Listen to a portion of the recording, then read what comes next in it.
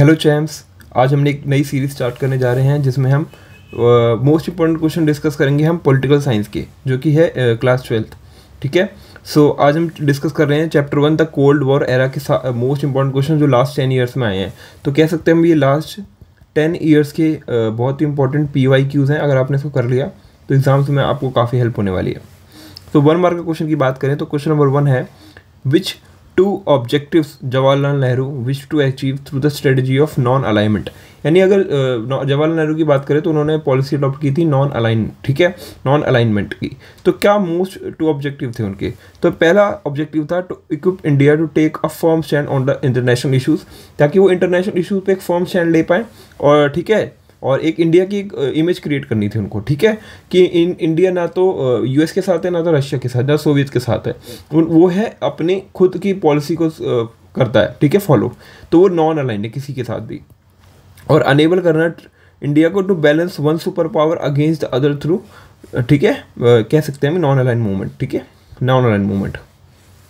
Question number 2 है, why was the North Atlantic Treaty Organization that is called with NATO also called western alliance. हम इसको western alliance भी कहते हैं, ठीक है। North Atlantic Treaty that is NATO also known as western alliance because most countries of the western Europe sided with the US।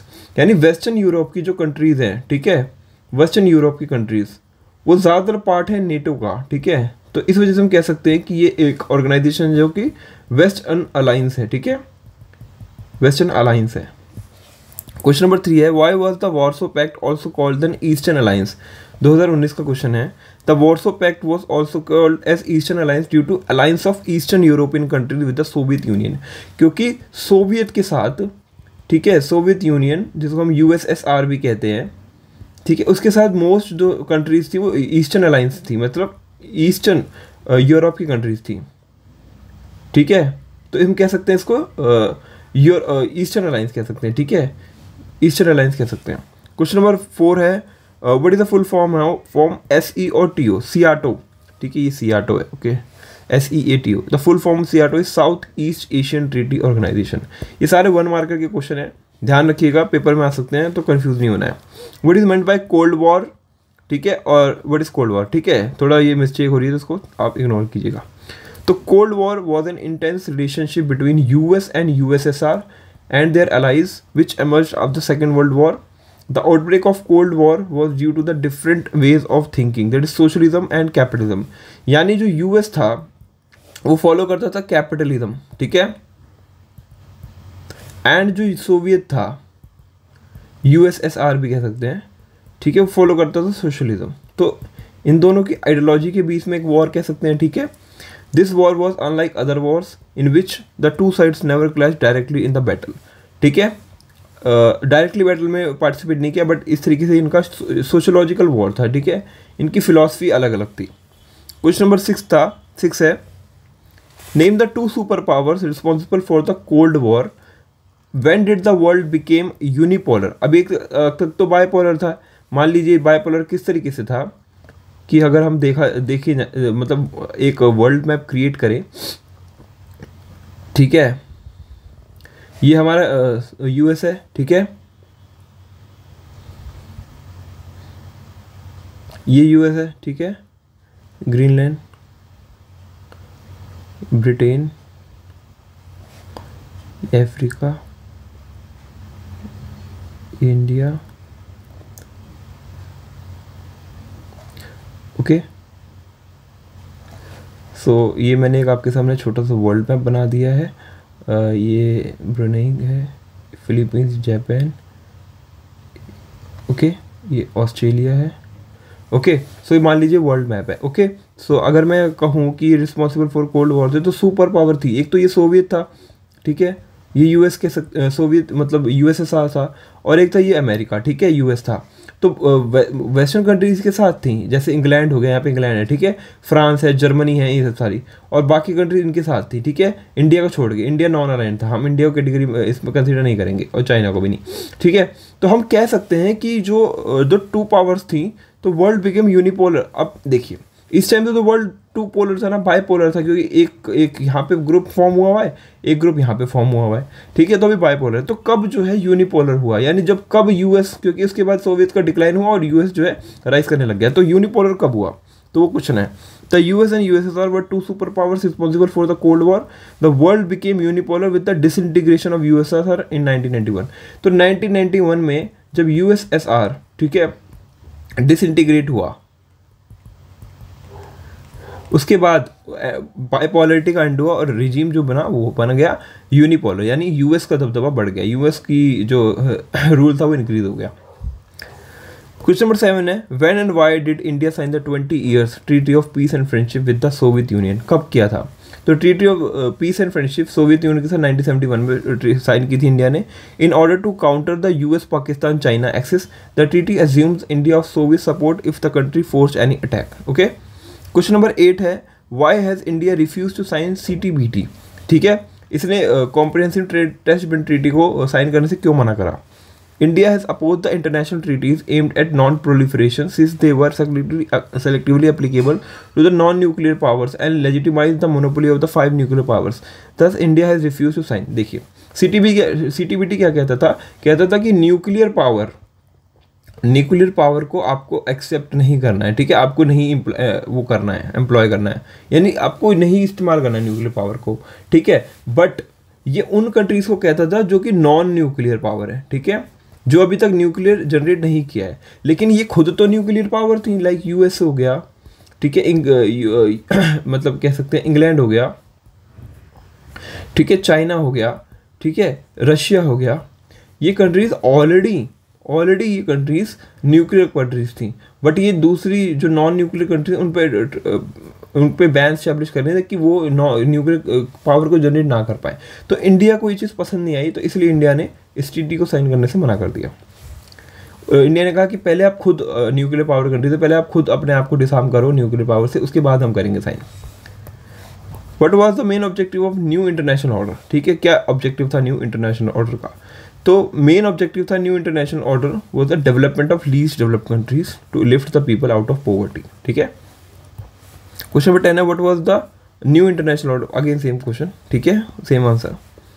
Question, non alignment does not imply neutrality और equidistance, what does this statement means? यानी non alignment में ये does not imply in neutrality और equi distance, इसका statement का मतलब क्या है? The statement means non alignment is not a policy of fleeing away, भागने की पॉलिसी नहीं है, और यह न्यूट्रल यानी कि फ्रॉम द सुपर पावर नहीं है। It means playing active role in mediating between the two rival alliances for the cause of peace and stability. यानी क्या है? मीडिएशन करना टू राइवल एम्प्लॉयज़ के बीच में, ठीक है, एलाइज, टू राइवल, ठीक है, टू राइवल अलायंसेस के बीच में, ताकि हम पीस और स्टेबिलिटी को प्रमोट कर सके। ओके। क्वेश्चन नंबर 12 है, mention the impact of end of cold war. Cold war के बाद का इम्पैक्ट क्या था? तो hostility between US and USSR came to an end, खत्म हो गई बीच की जो दुश्मनी थी। सोवियत यूनियन वॉज डिसइंटीग्रेटेड और the end of cold war meant the end of bipolarity in the world. ठीक है। क्वेश्चन नंबर 13 है, what is meant by unipolarity and bipolarity? तो unipolarity means emergence of only one power that is US, और bipolarity means emergence of two military alliances between the two super power that is USSR and USA. Question number 14 है, why did India did not join NATO and SEATO? ठीक है, इसने SEATO NATO को join किया due to the development of non alignment की policy को follow करती थी इंडिया इस वजह से, और ताकि वो अपने दे पाए, कर पाए अपने stay out of the alliances, और इंडिया का faith of policy of non alignment. ठीक है, मतलब नॉन अलाइनमेंट अगर उसने साइन करा है तो क्यों किसी ग्रुप को ज्वाइन करेगी? ठीक है, इस वजह से नहीं किया। What is balance of power? ठीक है, बैलेंस ऑफ पावर का मतलब क्या है? Balance of power means both sides have the capacity to fight against the attack and to cause so much destruction that neither an effort to initiate war. Okay, this can be called as balance of power. Question number 17 है, list any two characteristics of non-aligned movement. तो पहला है disassociation from the military alliances like USSR और USA and aiming for world peace. तो मैंने work marker discuss करे, इसे के two marker, in which way did India policy of non alignment serve India's interest. ठीक है, तो पहला तो it equipped India to take firm stand on international issues the way India found its place in the international political system. Second, India through NAM also emerged to balance one superpower against the other. It did not invite any threat from either bloc, neither alliances systems could take India for granted or bully it. ठीक है, तो these can be two reasons which we can say that इसका interest था India का non alignment पे। Question number 2 है, mention any 2 major military features of the cold war. पहला है, both western and eastern blocks competed against each other in building up a military force as they believed that it was the key to national security. Second is the two blocks devoted much of the national capital and human resource in developing nuclear wars as it was regarded as the possession of large number of nuclear weapons would bring national security. तो हम कह सकते हैं कि ये दो जो reasons थे, ये दो मिलिट्री फीचर्स कह सकते हैं कोल्ड वॉर के थे। ठीक है। Question number 3, which two ideologies were involved in conflict during cold war and why. तो क्या पहला है, liberal democracy and capital that is USA and ideology of socialism और communism that is Soviet Union. मैंने बताया ना, इनकी दो आइडियोलॉजीज थी, यूएस की अलग थी, सोवियत की अलग थी, तो इन दोनों के बीच में राइवल था।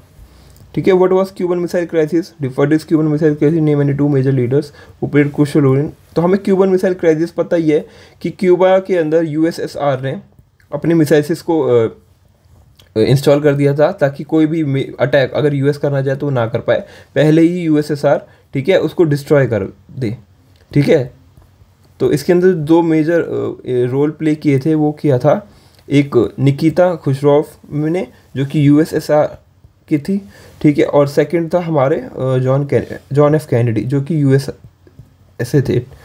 ठीक है। तो ये मैंने प्रॉपर आंसर लिखा है, आप यहाँ से पढ़ सकते हैं। What constrained the superpowers to go for a full-fledged war in spite of having a nuclear weapons? ठीक है।